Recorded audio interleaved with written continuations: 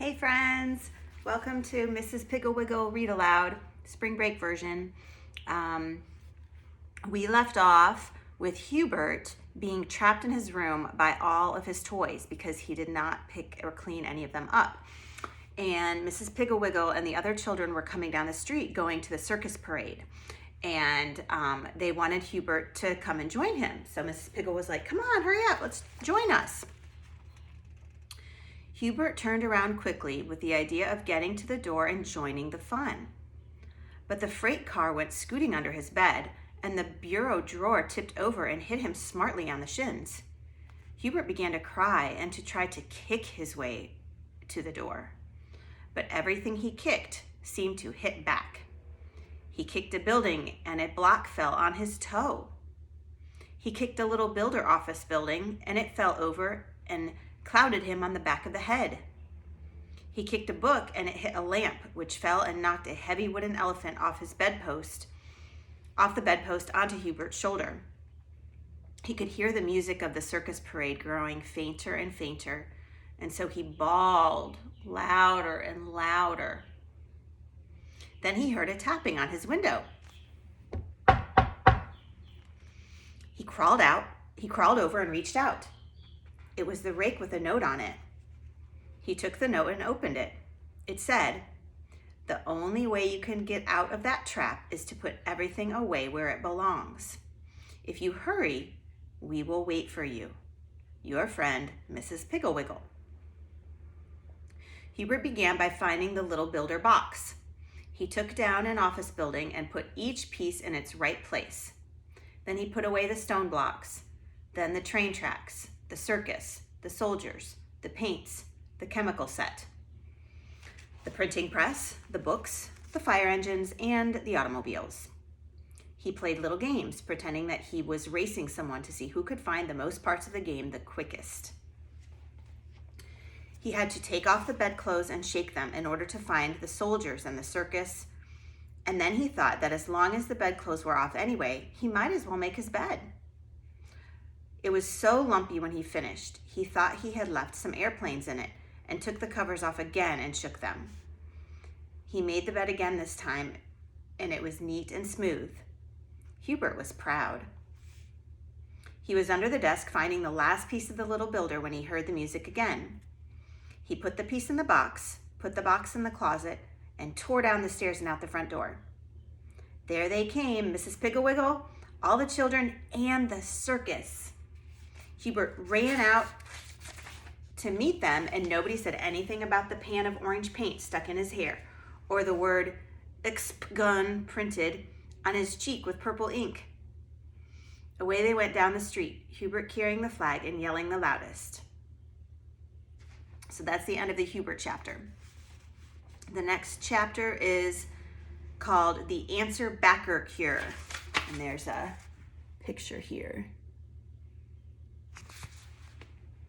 At 3 o'clock in the afternoon, Mrs. O'Toole put a peanut butter sandwich and a nice cool glass of milk on the kitchen table for her little girl when she came home from school. Pretty soon the front door slammed and in bounced Mary, her red braids switching like little ponytails. Her mother said, "How was school, darling?" Mary said as she gulped her milk and took a large bite of sandwich, "Well, this afternoon, Miss Crabtree said, Mary O'Toole will stay in at recess and put the paint boxes away.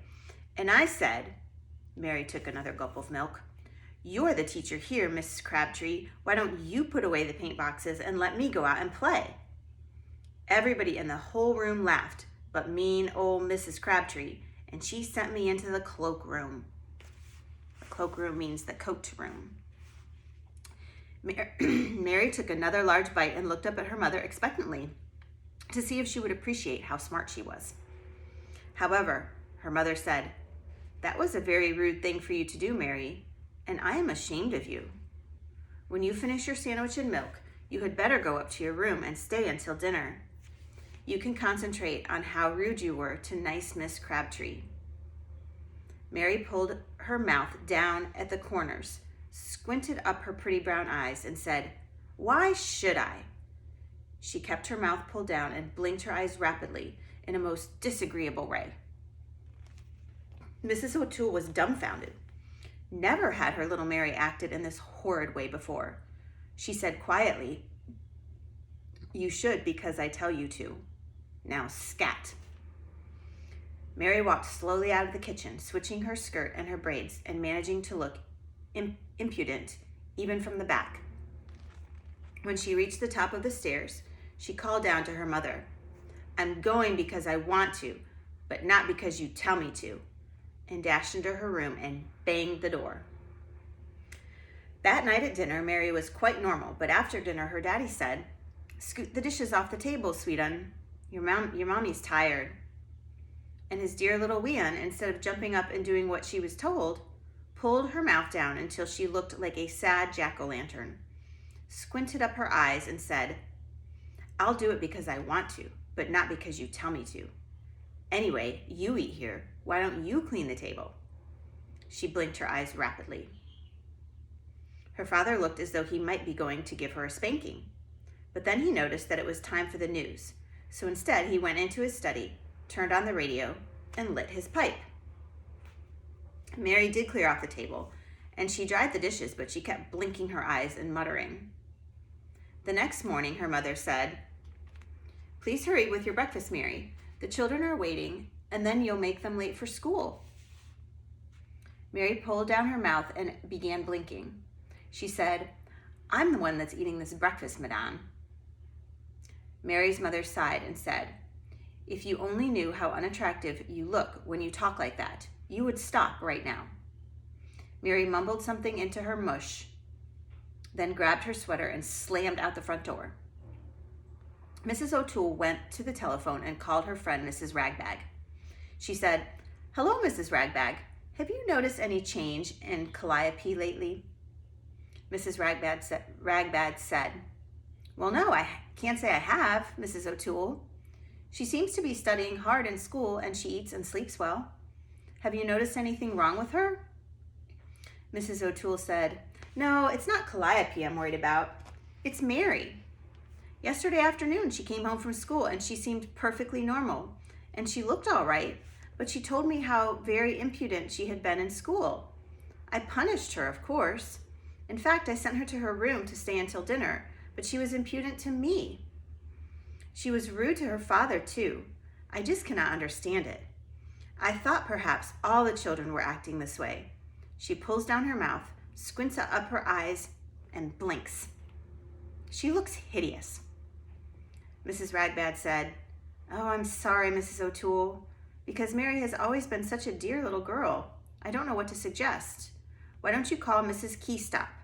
You know what a problem her little Chucky is. She should have some ideas." Mrs. O'Toole said, "Thank you very much, Mrs. Ragbag. I'll call Mrs. Keystop right now." So she called Mrs. Keystop, but she wasn't at home, and the housekeeper, Nora, answered the phone. Nora said, "Sure, and Mrs. Keystop ain't home, Mrs. O'Toole. But how is that dear little Mary, the one with the beautiful braids?" Mrs. O'Toole said, "Oh, Nora, that is just why I called. Mary has suddenly become so impudent." She answers back and she pulls her mouth down and squints her eyes and blinks. "She started yesterday, and I'm so upset. I called to ask Mrs. Keystop if she has ever had similar trouble with Chucky." Nora said, "Sure, and there ain't any trouble she hasn't had with that Chucky. He's so rude, he talks back to himself. But I'm thinking you'd best call Mrs. Pigglewiggle. That little woman has forgotten more about children than we'll ever know. She even taught Hubert Prentice to pick up his toys. Now there's a spoilt child." Mrs. O'Toole said, "Oh, thank you very much, Nora. I should have thought of Mrs. Pigglewiggle in the first place. I'll call her right now." Mrs. O'Toole called Mrs. Pigglewiggle and said, "Oh, Mrs. Pigglewiggle, I am so worried about Mary." Mrs. Pigglewiggle said, "I know Mary. She is such a smart little girl." Mrs. O'Toole said, "Well, she still has her beautiful red pigtails, but she squints up her eyes and blinks them when she gets mad. Mrs. Piggle-Wiggle said, "She answers back and is impudent, isn't she?" Mrs. O'Toole said, "Yes, she is. But how did you know? I do hope that she hasn't been rude to you." Mrs. Piggle-Wiggle said, "Oh no, Mary is always very polite to me, but I can recognize the answer backer symptoms." "When was she first impudent?" "Yesterday afternoon, right after school. She was rude to dear Miss Crabtree, her teacher. And when I sent her to her room, she made this hideous face and said, 'I'll do it because I want to, but not because you tell me to.' Mrs. Piggle-Wiggle, she walks in such a way that her braids twitch and even her back looks impudent." Mrs. Piggle-Wiggle said, "Don't worry so, Mrs. O'Toole. Some of the most charming children I know were once answer-backers.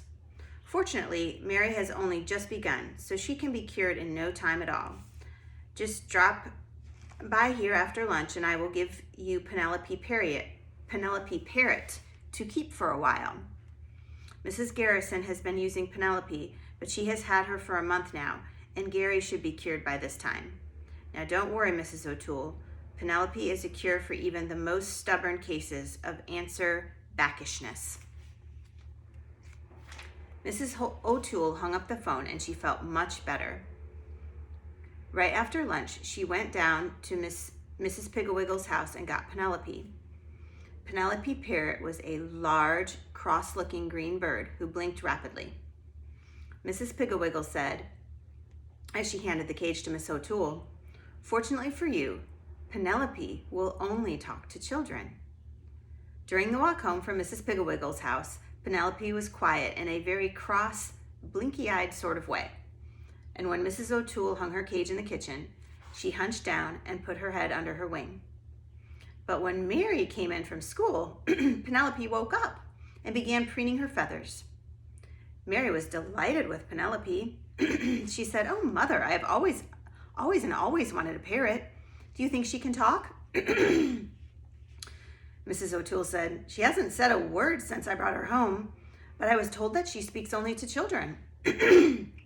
Mary said, "Where did you get her, Mother? Is she for me? May I have her in my room for my very own?" Her mother said, "I am keeping her for a friend of mine, but when you play in your room, you may hang her cage by the window." Mary brought her milk and cookies over by Penelope's cage and was very surprised when Penelope blinked and said rudely, "Give me a bite, pig." Mary broke off a piece of the cookie and poked it through the bars of the cage.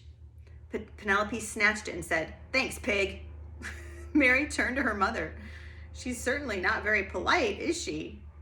Her mother said, "Perhaps she has been around rude people. After all, she is only a parrot and repeats what she hears." Penelope blinked her eyes and said, "Oh yeah, oh yeah, oh yeah." Mrs. O'Toole looked a little shocked, but Mary laughed and said, "May I bring the children in to see her, Mother? May I?" Before Mrs. O'Toole could answer, Penelope began hopping up and down, blinking and yelling, "Say, are you the boss around here? Are you the boss around here? Are you the boss around here?" Mary's mother said, "I am the boss around here, Penelope, and if you are not more courteous, I'll put a cloth over your cage." Penelope blinked and muttered. Mary bounced up and down excitedly. "What will that do, Mother? What will that do to Penelope?" Mrs. O'Toole said, "If I put a cloth over her cage, she will think that it is night and go to sleep." Penelope squawked, "I'll do it because I want to, but not because you tell me to." Mary was certainly surprised at that because she thought that she had made up that brilliant remark. She didn't dare to look at her mother, so she put on her sweater and went out to find her playmates. Pretty soon, she came back with 5 little friends, and they spent the afternoon standing around Penelope's cage and laughing at her rude remarks. This worried Mrs. O'Toole. If Mary thought Penelope was so amusing, then perhaps she would invite her to become ruder than ever. So she called Mrs. Piggle-Wiggle. She said in a low voice so the children in the kitchen could not hear, "Mrs. Piggle-Wiggle, I'm rather worried because although Penelope is very rude to the children, they don't mind at all. Mary thinks she is very funny and laughs at everything she says. Mrs. Piggle-Wiggle said, just remember, Mrs. O'Toole, that is only the first day with Penelope. Let Mary be with her as much as she wishes. Keep Penelope's cage in the breakfast nook when Mary eats her lunch and breakfast, and in the dining room at night. Hang her cage in Mary's bedroom when she goes up there to play, and have Penelope sleep in Mary's room. I am sure that you do not have to worry. Penelope has never failed me. All right, I think, maybe I'll try to finish this chapter. Mrs. O'Toole said, all right, Mrs. Piggle-Wiggle, I'll do just as you say. Goodbye. Just before dinner, Mrs. O'Toole said to Mary, Mary, dear, send your little friends home now. It is time for you to set the table. Mary turned to her mother and began pulling down her mouth, squinting her eyes and blinking. But before she could say a word, Penelope yelled out, Say, who's the boss around here? Who's the boss around here? Who's the boss anyway? Mary's mother quickly put a cloth over her cage, politely asked the children to leave, and sent Mary in to set the table. When Mr. O'Toole came home from the office, she took the cover off again to show him the parrot, and then she hung Penelope in the dining room window. After dinner, Mary's daddy said, Up on your toes, Miss Molly O'Toole, and scoot the dishes out to the kitchen. Mary pulled down her mouth, squinted up her eyes, blinked her eyes, but Penelope said, What am I, a servant? Work, work, work. What am I, a servant? Who says? Who's the boss around here? Mary's daddy laughed so hard the tears ran down his cheeks, but Mary stuck her tongue out at Penelope, who bounced around yelling, Only snakes stick out their tongues. Only snakes stick out their tongues. Mary pulled her tongue in quickly and shut her lips together tight. My, but she thought Penelope was horrid. Mrs. O'Toole hung Penelope's cage in Mary's room, and Penelope squawked and made so much noise that Mary finally said, Oh, be quiet. And Penelope blinked and said, I'll do it because I want to, but not because you tell me to. I'll do it because I want to, but not because you tell me to. Mary flounced into the bed and turned off the light. The next morning, Mary was very slow. She could not find one of her socks, and she couldn't button her dress. And finally, her mother called, Mary, hurry, dear, breakfast is waiting. Mary pulled down her mouth, squinted up her eyes, and said, Oh, hurry, hurry, hurry. Hurry yourself. Penelope had been preening her tail feathers, but when she heard Mary, she jerked up her head and said, Oh, hurry, hurry, hurry. Hurry yourself, Slowpoke. Hurry yourself, Slowpoke. Hurry, Slowpoke. Hurry, Slowpoke. Hurry, Slowpoke. Hurry, hurry, hurry, hurry. Mary said crossly, Oh, be quiet, Penelope. Penelope said, I'll do it because I want to, but not because you tell me to. Say, who's the boss around here? Oh, yeah, oh, yeah, oh, yeah. Mary ran downstairs and sat down to breakfast, leaving Penelope still shouting. But Mrs. O'Toole ran upstairs and got Penelope and hung her cage by the kitchen window. All right, I think I'm running out of time. I've only got 2 more pages. When the children called for Mary and Mrs. O'Toole said, Hurry, dear, you will make your friends late for school, Mary pulled down her mouth, squinted up her eyes, and blinked, but before she could say a word, Penelope squawked.